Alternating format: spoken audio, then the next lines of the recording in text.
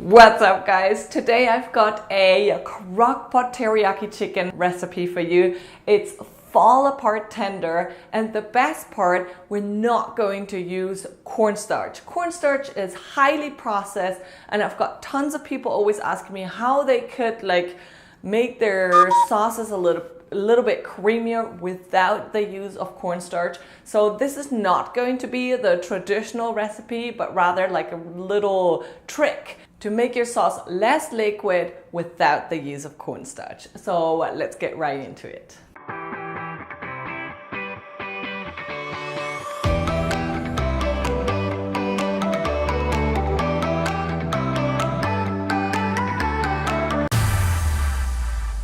We start off by pulling out our slow cooker, and then we're going to take about 1 inch of ginger and we're going to grate it. I've got a little tip here for you. If you freeze your ginger, I have fresh ginger in the freezer all the time, it's much easier to grate. And don't worry, you can still peel it. It's easy to peel when it's frozen, and it's super easy to grate when it's frozen. It gets all fibrous when it's not frozen, when it's super fresh.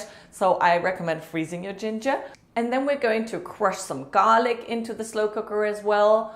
Anywhere from 2 to 4 cloves, and depends on how much you like garlic. I love garlic, so I'm using 4 cloves today. Then we're going to add 1 cup of low sodium soy sauce. I recommend low sodium because then you can control how salty your dish is going to be. You can always add salt later on. So 1 cup of low sodium soy sauce, 1/3 to 1/2 cup of real mirin. Now here, it's very important that you find real authentic mirin, maybe in a Japanese store, because most supermarkets carry mirins that have high fructose corn syrup. So I recommend you find the real stuff because then you can avoid high fructose corn syrup.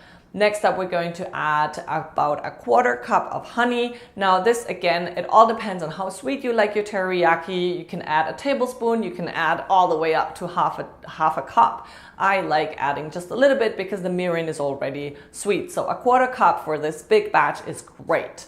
Now we're going to whisk all that to make sure it's all well combined and the honey doesn't stick to the bottom.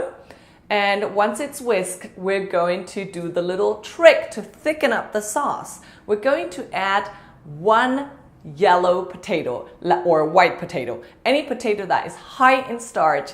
A potato that you would use to make mashed potatoes, that's the potato you want to add. You're going to completely peel it, and then you're going to grate it into the soy sauce honey mixture.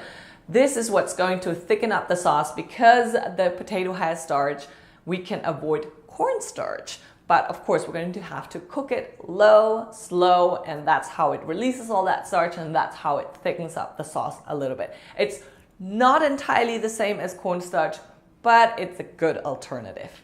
Now that we've added the potato, the grated potato, we're going to add tons and tons and tons of chicken thighs. I'm adding 1.5 pounds here. The reason I'm using that many is because it's a great recipe for freezing. So you can do the work once and have 2 dinners ready because you can freeze half of it. So I'm adding 1.5 pounds of chicken thighs, and I'm making sure that they're all completely submerged. So I use my hand and I tap everything down into the sauce. I put on the lid, and then I set the slow cooker to either 4 hours on high or 8 hours on low. If you do have the time, or if you're leaving the house, I recommend 8 hours on low. The chicken will be much more tender. So I chose 4 hours today. Mine won't be as tender because I'm running out of light. I've got to film the result for you, but just take my word for it. 8 hours on low makes for the best texture. So about 20 minutes before you're finished cooking on high, that's when you want to add your vegetables. Put on the lid again and let the vegetables steam until they have the texture that you like. I like mine crunchy. I don't like mine super soft and soggy. I like mine crunchy, so I cook them for about 20 minutes on high. If you're cooking on low, I recommend putting them in 30 to 45 minutes before the cooking time is over, and then you'll have the perfect consistency vegetables for your dish. Now serve all of this over rice. It can be brown rice, it can be white rice, whichever rice is your favorite. I have a really good tutorial on how to cook rice in the Instant Pot, by the way, so check that one out. And then it's just a matter of adding a little bit of sesame seeds and some fresh spring onions and dig in. I hope you enjoyed this video. If you did, please give it a big thumbs up. Subscribe to my channel for more recipes like this one. And if you try the recipe, please don't forget to snap a picture, post it on Instagram, tag me. I want to see, I want to know how you liked it, and I'll see you with my next video. Bye.